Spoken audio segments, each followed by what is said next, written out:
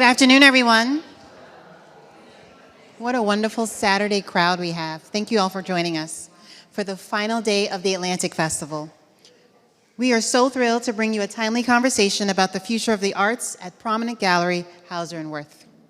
Before we begin, please silence your cell phones, but please keep them handy.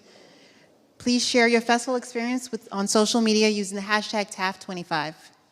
And now, please welcome showrunner and novelist Noah Hawley, Kamilah Forbes, the Apollo Theater's executive producer, Damian Woetzel, the Juilliard School president, and Salome Asega, the new INC Director at the New Museum.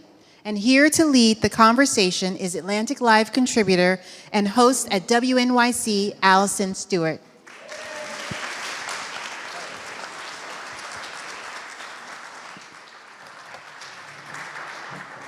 Oh, thank you all for being here today. It's such a beautiful Saturday afternoon.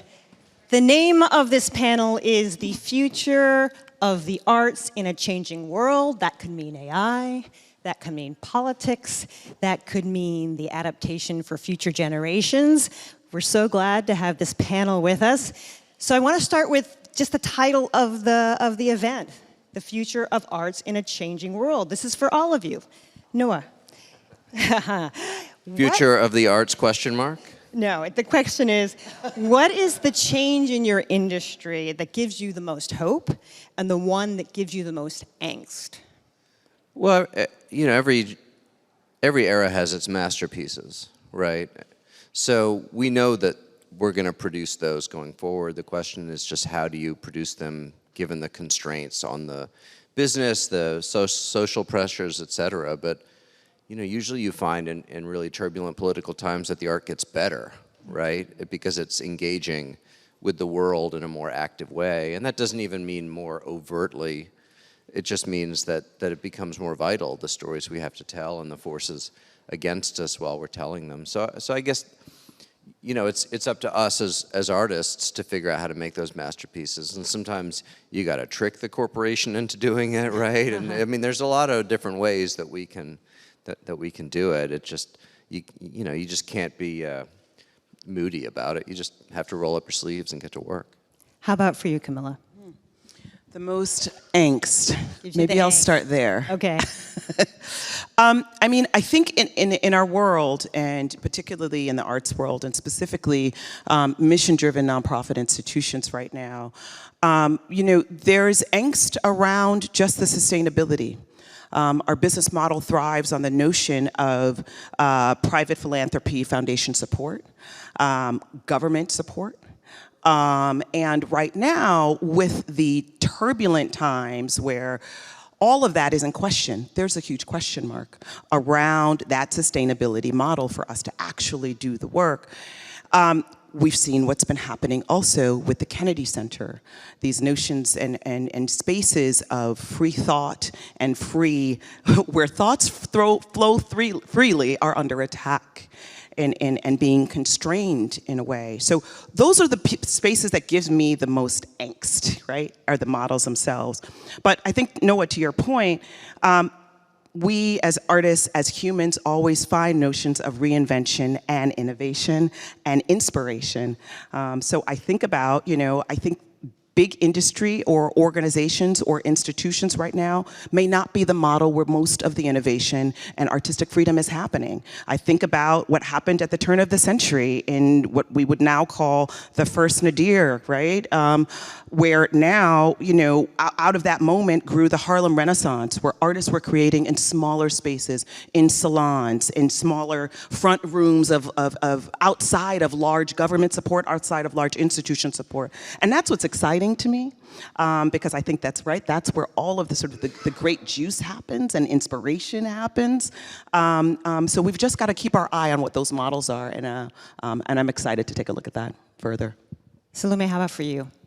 I think for me, the thing that brings me most angst and most hope are somewhat married. So similar to what you were saying, you know, we're seeing a kind of rise in like thinning trust in institutions. There's the institutional resources are becoming more and more difficult to secure and sustain. But what I am finding hope in is that our cultural institutions are thinking about the kind of full life of an artist and thinking about how, in addition to supporting a studio practice, you need to support the kind of professional development that makes this a career, right? And so New Ink is a cultural incubator at the New Museum. In addition to helping artists launch projects, we're providing the kind of professional development they need to think about their studios as businesses. So, you know, like the legal basics, the digital strategy, the strategic planning. And so I'm happy that more organizations are providing this, but it's hard to do so when the resources are feeling diminished. And Damian. So I think I'll combine things as well a little bit. I mean, the hope part is very clear for me because every year, and where I am now at Juilliard, the hope arrives. And it, you know, there's that famous phrase, the circus arrives without warning. Well, we have warning, but we're never prepared because they bring all these qualities with them, all this knowledge. And yet, we're there actually to provide a foundation for that knowledge to grow and to actually come together with all of the other stories and the other voices. There's a great saying, the Juilliard String Quartet's motto is play old music like it's new and new music like it's old. And it's that kind of thing that they enter into midstream every year. We just did a free performance out on Lincoln Center Plaza that brought together our first-year dancers with a community chorus. And watching their voices grow in the moment gives me tremendous hope. The anxiety, the angst part is that those voices are never, you know, everything that you hope for in terms of opportunity. That the talent is so much greater than the opportunity. So on one level, it is funding issues and things like that. And in our case, we're trying to become a tuition-free school to completely eradicate the barrier to entry that represents. And then every other barrier is, some of it's perception, some of it is technical, some of it is about how do you promote the kind of education that someone can grow. And I often think that, you know, kind of my semi-apocryphal story is there's every reason I was a dancer that if I hadn't been introduced to dancing, I would have walked around the rest of my life not knowing that that's what I was meant to do. It was so natural for me. So having that opportunity writ large so that people can thrive through culture, and then we are the beneficiaries. This question is for Kamilah and Damian. You both lead venerable New York institutions, Juilliard, the Apollo, and you both joined about the same time, about 8 or 9 years ago. Aside from the pandemic, we'll push that aside for a moment, what is something you would like to have known then that you now know? Aside from the pandemic. Aside from the pandemic. Okay. Because that definitely wasn't in our strategic plan. But directly affected everything we do. I mean, I think, you know what was interesting, I think in being at an institution in New York City, I never really was able to truly appreciate how the notion of cultural movements really truly, you know, because of, you know, really affected kind of our flow, ebb and flow of business, of just how we had to lead and lean in, how we lean in and lean out. And what I say by that is that, you know, when I think about the pandemic, and we're talking about sort of the pandemic of COVID, but also what happened during that time was George Floyd. And I know as an artist how we respond to social justice times and how artists respond in those moments. That was very clear to me coming into the institution.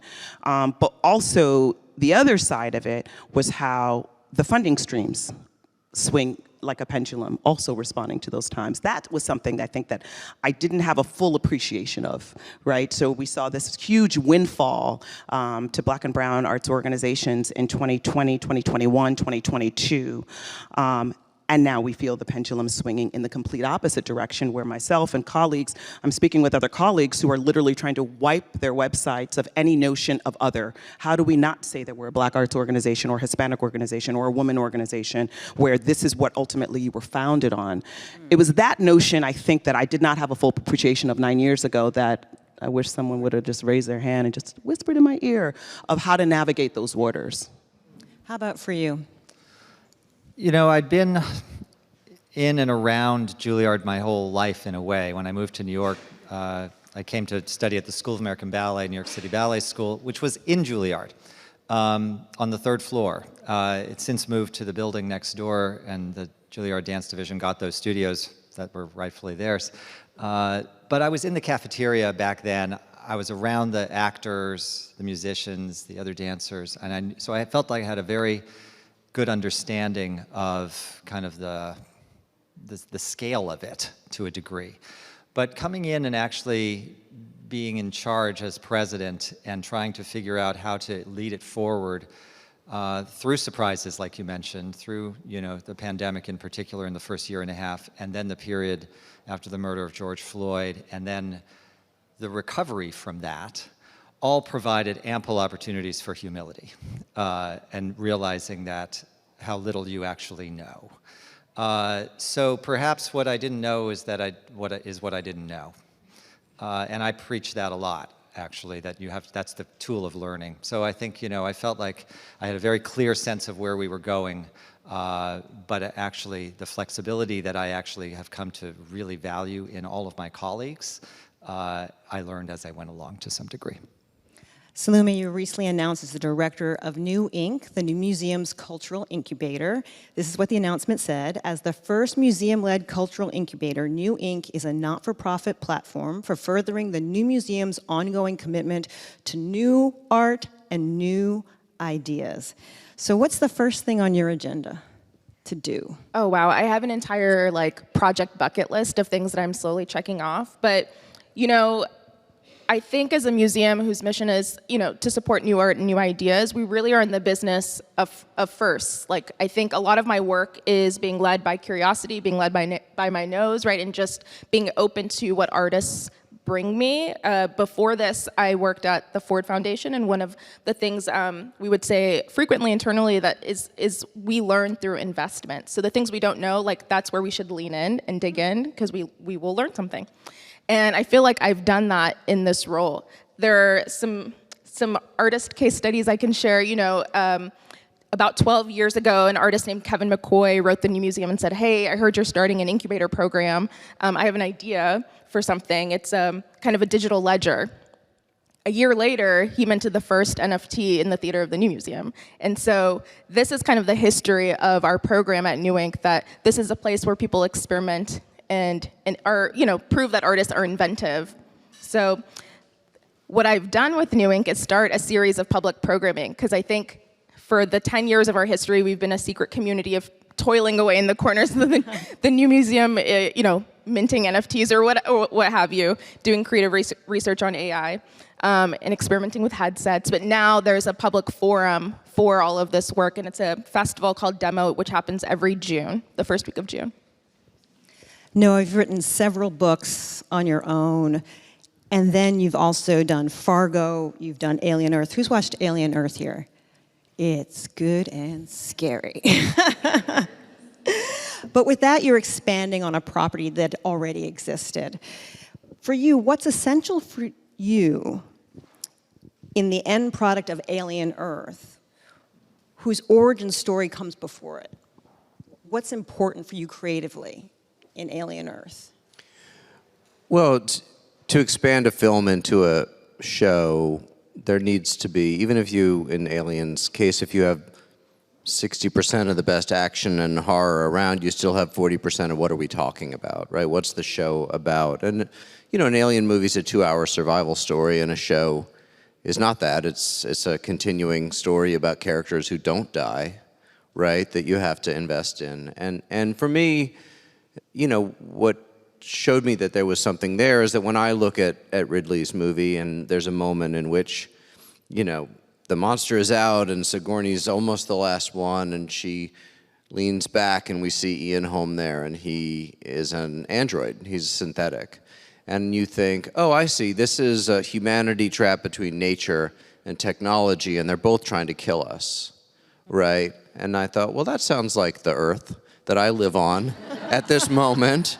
And so I think there's something vital at the core of the story that can provide that 40% of what are we talking about, which is our relationship to humanity and whether we're going to survive or not, and our relationship to nature and to technology. you also worked on Fargo. Is there anything that you learned by working on Fargo that you were able to bring to Alien Earth? Very different tones of voice. I mean, you know, it was definitely a pinch me moment to basically get on a plane in Calgary wrapping Fargo season 5 and get off a plane in Bangkok to shoot Alien season 1 and think, well, who gets to do this, right? Yeah. These two totally different tones of voice. You know, it's the most critical thing is authenticity, right? I have to be authentic to the voice of the Coens and to the, you know, but for whatever reason at this moment in our culture, these are the stories that the most people want to hear. You know, sort of like kids, tell me that story again, right? It's not tell me a new story, it's tell me that story again. And so for me, as someone who wants to reach the widest audience possible to talk about what's on my mind, if they have the opportunity to kind of Trojan horse an original thought into something called Alien, it seems, why wouldn't I do that, you know, because, you know, we're entertainers, certainly, and then if you entertain people, they give you permission to do more with character and theme. A lot of legacy places have to think about the future. Damian, how is Juilliard balancing the preservation of classic traditions, the legacy, with the need to move forward? So I think, you know, it's embedded in that quartet quote I gave to a degree. It's about the accumulation of knowledge and recognizing that that is the base for the next step, and understanding that it's not simply that it's so creative and we're all going to make great things, that these things actually are built on other things.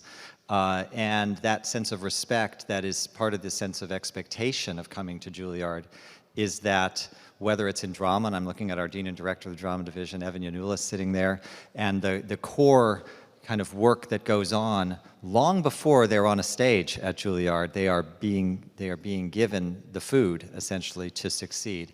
So it's through a great sense of intention is the answer, that we learn about our history so that we can grow from it, and our sense of aspiration on that is enormous. John Batiste, who came to Juilliard in jazz as a pianist, undergrad, then grad, along the way, started composing, singing, will tell you that the mythology is good, because the work matters. It is hard work, and it should be hard work, and you gain your strength from that as you keep going. And I think we reap the benefit of the headiness in some ways, and sometimes can forget what got that place, that ladder up. You know, when you say Juilliard placed to people, they think excellence, they think mastery. In the future, what else would you add to that list? Well, the scale matters in so many different ways, because that's the food that everybody is getting. I'm constantly talking about the dancers you need to be with the actors and musicians, and on, because it's that overlap, that edge effect, where the real biodiversity grows, and so does the art. So, I mean, I feel like when we think about adding, what we're adding is making sure that we're representing all excellence in the repertory, in the levels of opportunity, in technology certainly, but you know, it's about connecting. Are we doing everything we can to connect? That what we do is not living in a bubble. And I think that is what I think I'm constantly reminding people to keep adding. Add our campus, add our city, add our country, add our world to your repertory. Make sure you have all of that. Kamilah, what do you see as the role of the Apollo in addressing the social and cultural issues, particularly given its deep roots in Black culture and in the civil rights movement? Where do you see that in 2026, 27, 28? Well, I think it's always has been core to our DNA. Apollo was an institution that was founded over 93 years ago. And, you know, it's interesting thinking about 1934, it was one of the only places in which Black artists could perform on stage as well as sit in the audience, right? They were not integrated theaters in New York City in the 1930s. but Apollo was that, so therefore becoming a home and a town hall, if you will, and a town hall for not only art, entertainment, but social justice topics of the day. And that's a continuation of who we are.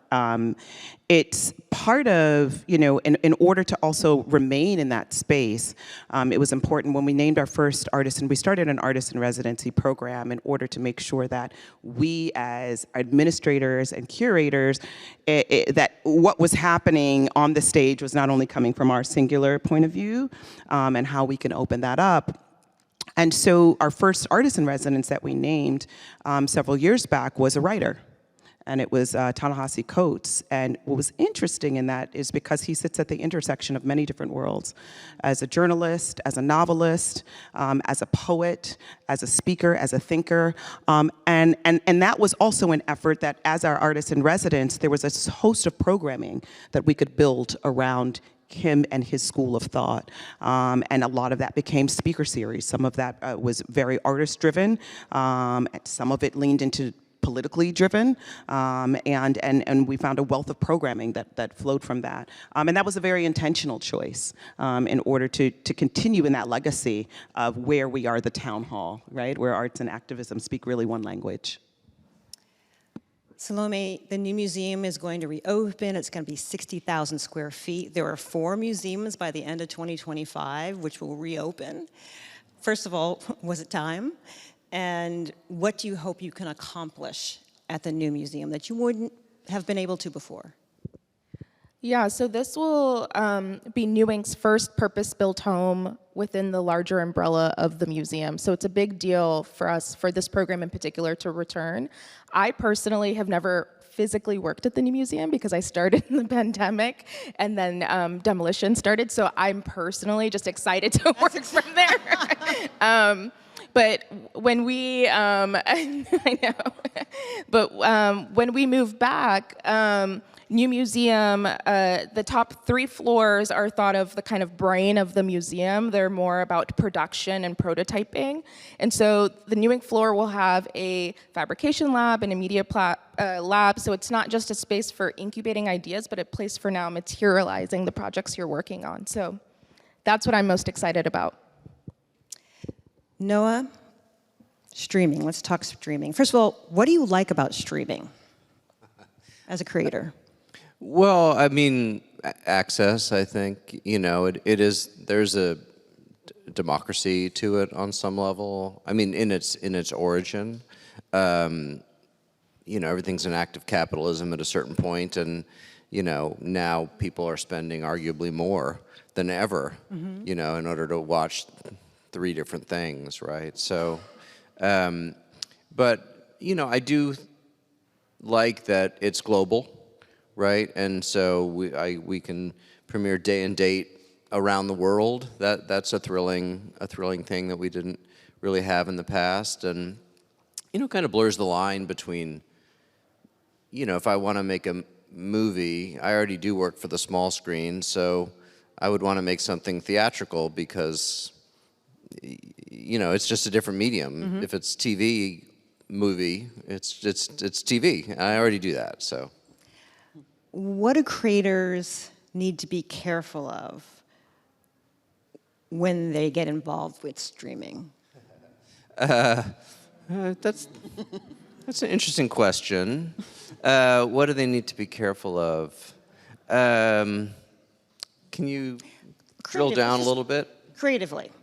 Creatively, when you are going to stream a show, do you want it all dumped on the same day? Do you want it dumped over the course of the week? Do you want to, with your characters, do you want to develop them a different way? Yeah, I mean, I like that, different things have different approaches. There was a show called Andor where they basically, a season of 12 episodes that was broken into 3-chapter installments, and they would release all 3 chapters, and then a week later they would release the next 3, and I thought that was a really good way of adapting the release strategy to the content of it. I think it needs to be a collaboration on some level. I think what you find when you dump it all at the same time is there's nothing to sustain the conversation in the culture. about it, and when you are weekly, it does give you an opportunity to keep that story going. That seems preferable to me. You know, Netflix is this, you know, it's whatever the biggest planet is, it's Jupiter, right? And everyone else is orbiting around to some degree. And so what works for Netflix, I think everybody else learned to their detriment, doesn't work for anybody else, really. Correct. So, you know, I mean, you know, Netflix has 110 million more subscribers than any other platform, right? And so it's like, just being on Netflix, you're going to get more eyeballs than any of the other streamers, even if they're half watching while they're doing Wordle, you know? I'm going to ask a few more questions, and then we'll go to the audience for questions as well. Let's talk AI. Salome, let's start with you. I looked on your Instagram handle. It's computing puting or something. Is that right? It's a Cameron lyric. Yeah, computer's puting. All right. How would you like to see AI used as a tool in art? If you would like to see it used. You know, at New Inc. right now, we're in a year of creative research and exploration around AI in partnership with the Patrick J. McGovern Foundation, which is a public interest technology foundation. And so, you know, New Inc. has been more or less in this space the last 10 years. I think early on, we had a partnership with Nokia Bell Labs where we supported artists who were just at the beginning of thinking about this, specifically thinking about the social implications of AI and the kind of biases embedded in some of the development. And from that early research with Nokia, two artists kind of have really become stakeholders in you know, how the creative sector thinks about AI. And Stephanie Dinkins is one artist I'll just name.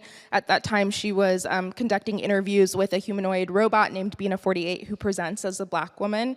And in interviewing her, she realized she wasn't developed by any Black women. And so what was produced was this incredible kind of video series where Bina was understanding in real time, like, her relationship to her gender identity and racial identity.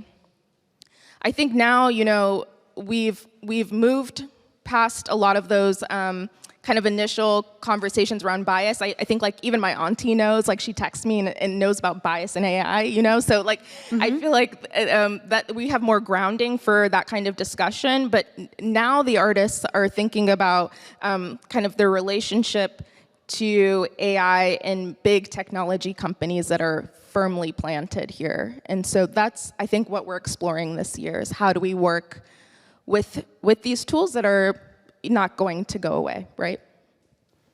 Noah, how do you and your friends discuss AI? Do you discuss it in terms of writing? Do you discuss it in terms of? It's kind of, on some level, it's a really difficult thing for people to talk about, you know. The corporations have one point of view, and the working class have another point of view. I look at it kind of like a lunatic on a bus.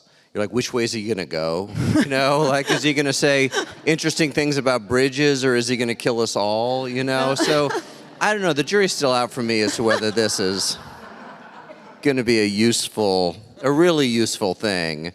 Right now, it just lies to us mostly. You know, I mean, I've tried to use it for research on pieces, and it just makes stuff up, right? So I don't know how that's a useful tool for humanity as much as you like, you know, whatever funny little Yeti videos or you know, it doesn't yet have a pragmatic use, but you know, corporations were always gonna look for ways to use it. And I will say that the cost of making things is so expensive that if there are ways to use it that helps you put the money where it should be, you know, obviously none of us are looking, I mean, I like filmmaking because it's a community activity. I don't want to sit in my living room and do it on a computer. Yeah. Kamilah, is AI affecting your world at all? You know, I mean, I think there's, not in a really practical sense just yet, I'll say.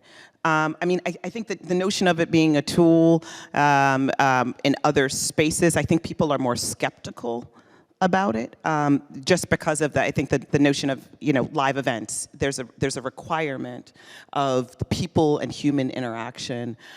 So, you know, but I will say, actually, no, that's also a lie.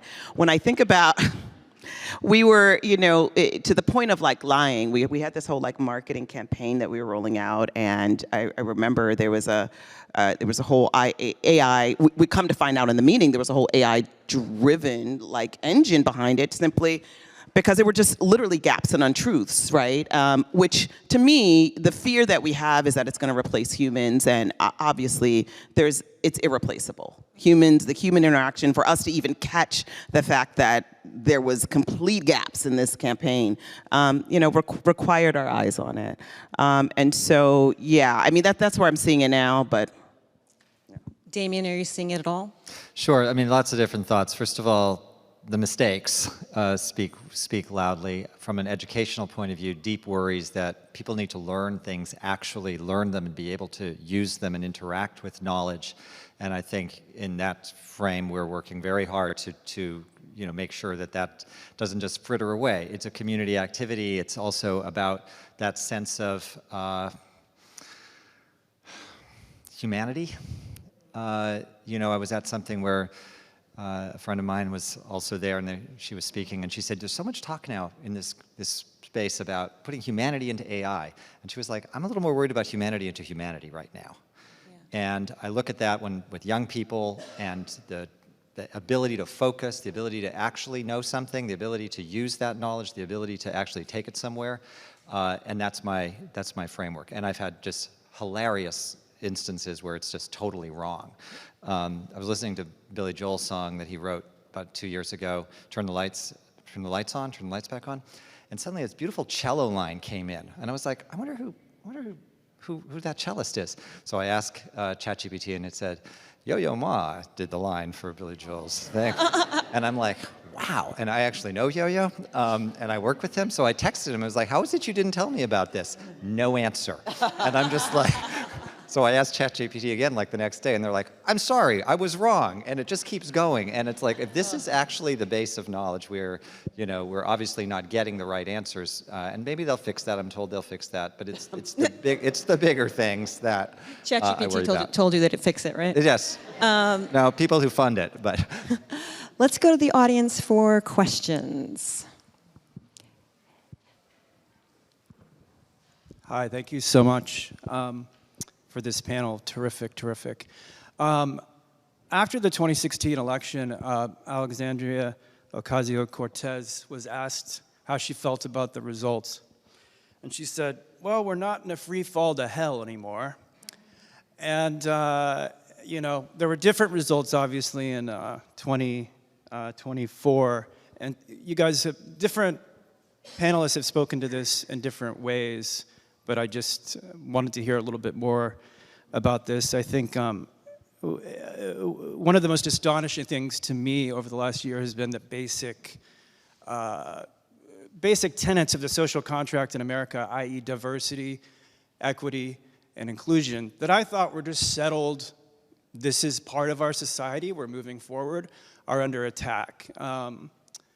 A right-wing activist who called the 1964 Civil Rights Act, and I quote, a mistake, is being venerated right now in the national media. And I guess my question for you is, as institutions, not to make it a binary, but how are you managing this? And I guess more specifically, over the last year, have you had conversations or contorted discussions that you never would have thought would have happened 5 or 10 years ago? And I guess, to make it a little more concrete, I guess I think of Columbia and Harvard, how they've been managing this pressure from the administration. To simplify, Columbia's approach was to fold and to appease. And Harvard is defiant and leading a fight.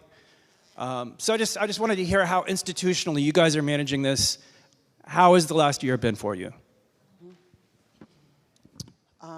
I can jump in on that one.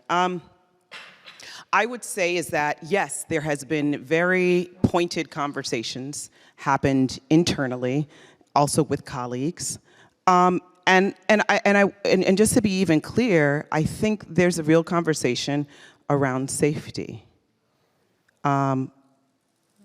When I think about, as you talk about diversity, equity, and inclusion, there was a point, yes, 5 years ago, and just to be even, more, Black was in vogue. It was cool. Yes, we're winning. And now there's a real conversation about erasure, complete erasure. Erasure of existence, erasure of our history, erasure of our voice. And organizations and institutions that have been built to truly uplift voice, existence, are also under threat. That's something that we can't overlook in this moment in time. And the real question is, yes, how do we move forward? It's not clear, and I want to be really clear about that. Like, I don't think anyone has really figured out the golden answer. But I think what we have figured out is that we are in a time and a space that is aptly unsafe. Any other questions? Up here in the front. Hi, I'm in marketing, apologies. If you were, a lot of our clients are looking to corporate sponsors, so what does it take to be a great partner for the arts, apart from money? What other things are really important to you? That was a good question. What do you think? I'll jump just to say, a great partnership is a partnership. Actually saying, extending your hand, actually saying we'd like to do something together doesn't necessarily have a monetary value. It can be something about sharing of knowledge, sharing of space, sharing of enthusiasm. Showing up, frankly, is huge. I feel like actually partaking and listening are the kind of skills, core skills that we teach at Juilliard. You partake and you listen and you play together, you are together, and that goes down to the next step. So if we are in a position where we're having a conversation about what we can do together, it's about how do we actually share this in a different way, if we're talking about marketing? How do we share it in a way that actually serves multiple purposes, that it brings in new voices, it brings in new students who never imagined themselves at Juilliard, which is something that I came to Juilliard to work on, to say, I know too many people who didn't go to Juilliard because they said, oh, I don't think that's a place for me. And I thought, okay, how do we do that?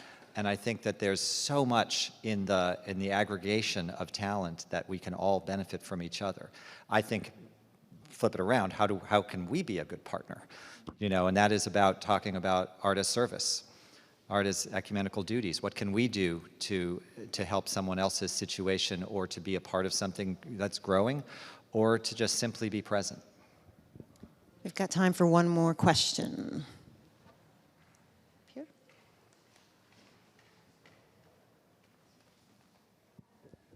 Thank you. I was writing it to read it right.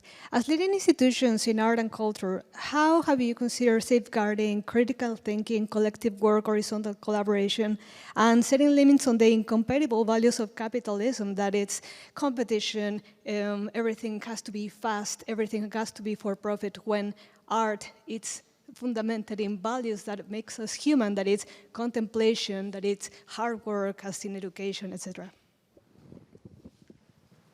At New Inc., we have a line of work that we call cooperative studies. It's both a track where artists, community organizers, and emerging business owners can learn about kind of new business models that center collectivity. And so this has really grown out of kind of 2020 efforts of mutual aid, right? When we felt like our governments, both local and federal, were not supporting us during a very difficult pandemic, communities showed up for each other, right? And so this line of work builds on that and thinks about worker-owned models, community-based arts organizations, and how they can, kind of launch and sustain themselves, thinks about alternative revenue models, earned income potential.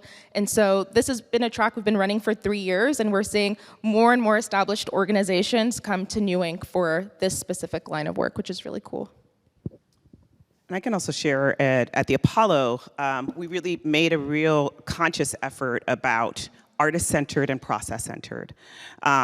Because to be a home for artists is truly to be a home not just for the product that we all get to see, but the years of painstaking and resources that is required, whether it's schooling and or study and or just quiet time to ultimately build the ultimately product of a 5-minute song or a painting that we're able to witness for several hours, right? And a part of that has been a big part of our artist in residency program, as well as a New Canon initiative that we started. The New Canon initiative was this notion that, Apollo is known for many legends of being home to, like Billie Holiday, but when Billie Holiday performed at the Apollo, she wasn't the Billie Holiday that we know. She was a singer from 135th Street, right, who just happened to sing at amateur night that day and kept winning. We want to make sure that we're making a home for those voices, right, those voices that we will talk about for the next century. And the New Canon initiative allows and puts dollars around the process of new work development. So we're commissioning. It's an extremely robust and has been a $10 million initiative around commissioning, around new work development, and around process development. And as an institution that has been known for product, it's a big shift for us. But at the same time, it is actually speaking directly to our mission of constantly being a home for artists. And we do that through heavy philanthropic support. Yeah, I mean, I'm a commercial artist, right?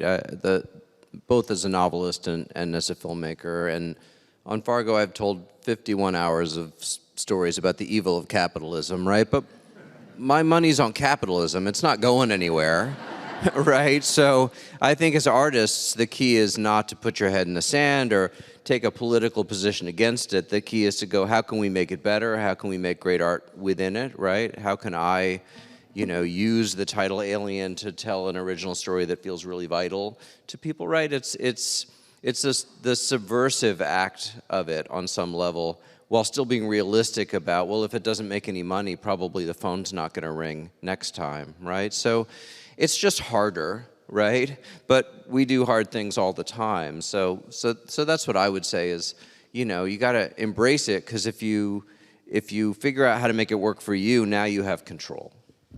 Yeah, I'll just say it's a value proposition in so many ways, and that means engaging with what value actually can be in many different ways.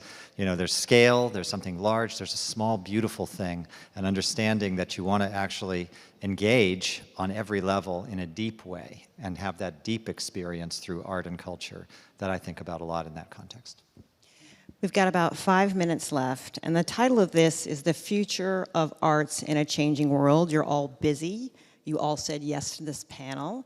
So I'm guessing there's something that you want to say about the future of arts. And I just want to take this last 5 minutes and give each of you a chance to say something that we haven't covered. How about you, Noah?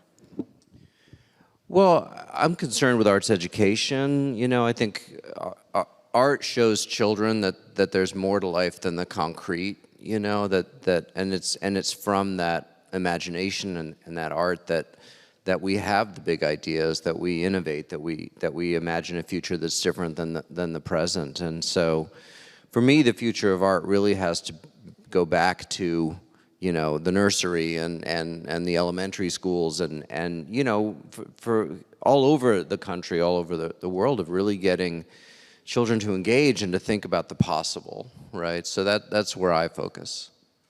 Kamilah, how about you? Yeah, what I'm really interested in when I think about the future is how do we support right now, or support a mechanism for particularly in the arts in the world even that I sit in is primarily strictly through institution and big institution. And we also know big institutions are big targets at this point, just our models. So the real question for me now, as I've really been thinking, is that how do we truly support, direct support for artists in general, for writers in general, that may not solely be, product driven. I mean, we see these models across Europe, and where there's state-funded, salary-funded, and we see the thriving ecosystem that's created. And I'm just really curious about that. And this is a moment in time under which I think, again, where it's like the whole model's being kind of blown up, reinvented on every aspect. So there's a real opportunity there for direct artist funding. Thinking. I think what's true for most of us is that our relationship to work and labor has shifted a lot in the last 5 years. And I think our audiences, especially younger audiences, are asking cultural institutions to bring a new kind of creativity to their operational models. The kind of like unsexy thing we didn't talk about today, right? The back end stuff, but the same energy that we bring to our programmatic work, our public engagement work, needs to be brought to how we operate internally. And people want to see that. They want to learn about that. I second all the things that were said, and I would just add, you know, from a fundamental future-facing world, I think that every opportunity to get out of one's bubble is a step in the right direction. I feel like, you know, there's these moments of focus that are essential, and then there's that sense of, okay, and how does this relate? And I think from an education institution point of view, that's just absolutely essential to have both of those things. That idea of the what if has to be at the end of every sentence, not what I know, but what if, now where does it go? And I do think that the ideas are waiting in people's minds to be activated, and that's what arts and culture does. You see something and you recognize something in it that you say, right, and that's, you know, it's a child's quality, actually, that it's there, why we know a scale ends where it does, why we understand something finishes a line the way it does, and it makes sense to us. And to have that sense of possibility to answer those what-if questions, to have further answers is the thing. And I just finished with that role of education that Noah talked about, and I'd like to just call out Aggie Gund, who passed away this week, who made such a difference for so many young children through visual art, but all kinds of art, and just believing in exactly those principles, that this is where it starts. Damian, Salome, Kamilah, and Noah, thank you so much for being with us.